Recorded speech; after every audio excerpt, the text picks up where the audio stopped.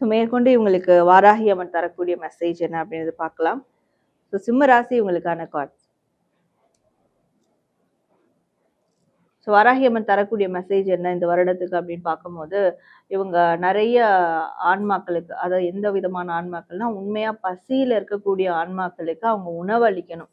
வேற எவ்வளோ கோவில்கள் போனாலும் சரி, எவ்வளோ பரிகாரங்கள் செஞ்சாலும் சரி, இல்லை எவ்வளோ பெரிய சில விஷயங்கள் ஒரு ப்ரொஃபஷனில் இருந்தாலும் சரி, ஆனால் வீட்டில் இருக்கிறவங்களுக்கும் இருக்கட்டும், இல்லை வெளியில இருக்கவங்களும் இருக்கட்டும், ஜீவன்கள், அதுவும் மனிதர்கள் தான் இல்லாம மற்ற ஜீவன்கள், இவங்களை தேடி ஒரு ஜீவன் வந்துருச்சு, அந்த பசியில அவங்க கேட்கலனாலும் அவங்களுக்கு தெரியும் இந்த ஜீவன் பசியில இருக்குன்னு, அந்த ஜீவன்களுக்கு அவங்க உணவளிக்கணும். சில பேர் வந்து வீட்டுல வந்து பசியில போட்டுட்டு வெளியில ரொம்ப ஒர்க் பிஸியில இருப்பாங்க, வெளியே வந்து மற்றவங்களுக்கு சர்வ் பண்றவங்களா இருப்பாங்க. ஆனா வீட்டுல வந்து பசங்களோ இல்ல அம்மா அப்பாவோ பசியில இருப்பாங்க.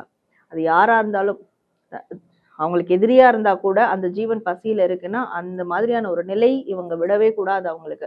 அப்போ இவங்க அந்த மாதிரியான ஒரு ஸ்டாண்ட் எடுக்கும் போது வாராகி அம்மனும் இவங்களுக்கு என்ன அந்த ஆன்ம பசியா இருக்கட்டும், இல்ல வேற விதமான வளர்ச்சிக்கான பசியா இருக்கட்டும், அந்த பசியை அவங்க அடக்குவாங்க அப்படின்றது, அதுக்கு தீனி போடுவாங்க அப்படின்ற ஒரு மெசேஜ் இங்க வந்து கன்வே பண்றாங்க. அது மட்டும் இல்லாம இன்னொரு கன்ஃபர்மேஷன் கொடுக்குறாங்க. உங்களுடைய டெஸ்டினியை அடைய இன்னும் ரொம்ப தூரமான பயணங்கள்லாம் இல்லை, சீக்கிரமே அடைய போறீங்க.